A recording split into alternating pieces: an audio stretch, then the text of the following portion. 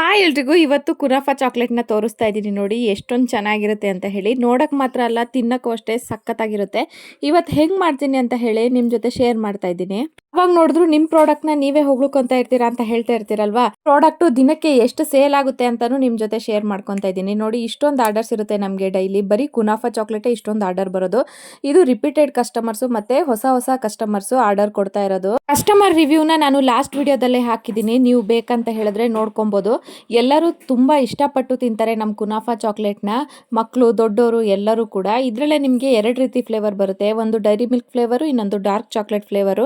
ಇವತ್ತು ಎರಡು ಚಾಕ್ಲೇಟ್ನ ಮಾಡ್ಕೊಂಡಿದ್ದೀನಿ, ಒಂದು ನನಗಂತ, ಇನ್ನೊಂದು ಅರ್ಜೆಂಟ್ ಆರ್ಡರ್ ಬಂತು ಅಂತ ಹೇಳಿ ಇನ್ನೊಂದು ಕುನಾಫಾನ ರೆಡಿ ಮಾಡಿದ್ದೀನಿ.